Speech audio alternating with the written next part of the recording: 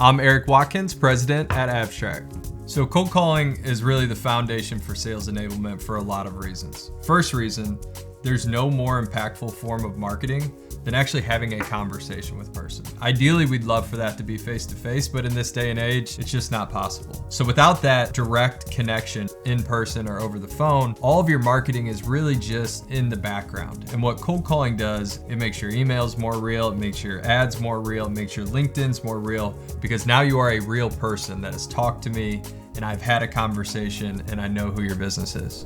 So there's a lot of ways you can attack a cold call. And depending on who you talk to, everybody has 10 different ideas. And frankly, all of them could be right. One thing that we use here is, because I believe in as simple as possible is the best solution, is what we call our engage call process. And so it's just an acronym that stands for the different principles of how we want to attack a cold call. So the E stands for establish credibility. Right off the bat, we need to make sure we let this person know why they should be having a conversation with us. Because frankly, they're busy and we caught them in the middle of their day and they weren't planning on our call. If you can't establish some credibility on why you're calling me right away, I'm probably hanging up and moving on to what's next. Second from there is we want to neutralize resistance. Inevitably, after we establish credibility, there's going to be a little skepticism. There's going to be a little hesitation. And what we want to do is neutralize that resistance. And the way you neutralize it is you address it. You don't act like it's not there. You don't act like you didn't bother them. You bring it out into the open and you appreciate them taking the time to have a conversation with you. Once we've done those two steps, we're now in the conversation. And what we want to do is the G, which is gather information. This is where we want to ask good, open-ended questions to get the prospect talking. Find out more about their current state and their current situation and what's going on. And then once we've done that, the next step is A, actively listen.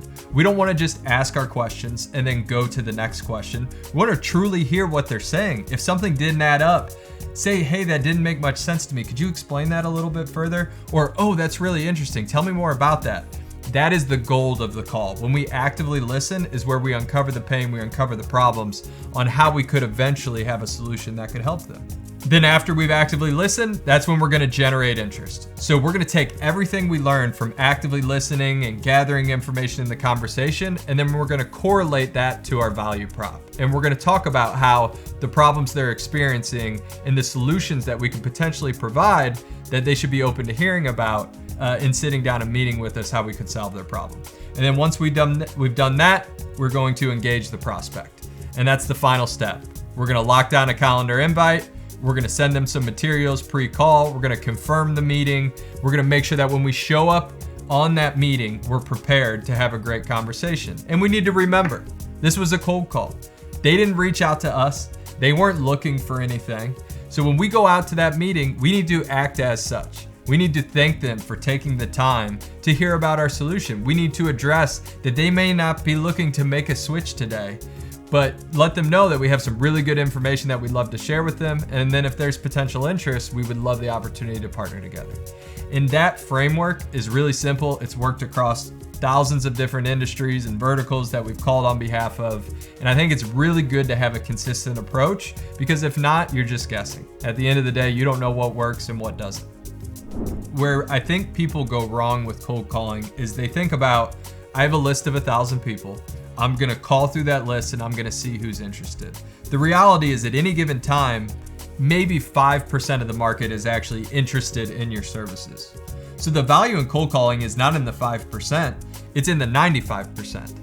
And so that 95%, if you nurture and you build relationships and you follow up and you talk to them consistently, they actually come to you instead of going to Google or asking for a referral. So I truly think where people get outbound cold calling wrong is they think of it as a quick fix, where in reality, what they really need to do is they need to continue to call, build relationships. And once you do this for long enough, it turns into more of an inbound type lead because you've already established that relationship. It almost becomes like a referral. We've had companies that call us and say, hey, I'm ready to work with you. Frankly, you've called me more than my current vendor calls me. And that's really where cold call works the best. So cold calling has definitely gotten harder over the last 5 years. And 5 years ago and 10 years before that, it was pretty simple. You pick up the phone, you dial a bunch of numbers, and 10% are going to pick up. But contact rates have continued to drop. Now they're dropping for a couple reasons. One of the reasons is your number is getting flagged. So you constantly have to have the tools and technology and systems in place to make sure every number you're calling from is cleaned and you're not showing up as spam. The second reason why it's gotten harder is because it's effective. Because it has worked so well, there's a lot more people doing it and making calls. So you can't just rely just on the cold call anymore. You really need an omni-channel approach. So when you make that cold call, they recognize the number, they recognize the name of the company, and then that cold call isn't a cold call at all. It's now a warm call when we're reaching out to these prospects. In my opinion, it's the most important piece of the puzzle, but it's still a piece of the puzzle. Cold calling alone doesn't work as well as it used to. You need a variety of other channels and ways to get in front of prospects in a day and age where everybody's fighting for prospects' attention. But if you master this and you do it right and you build this process in, it will make everything else you do that much more effective.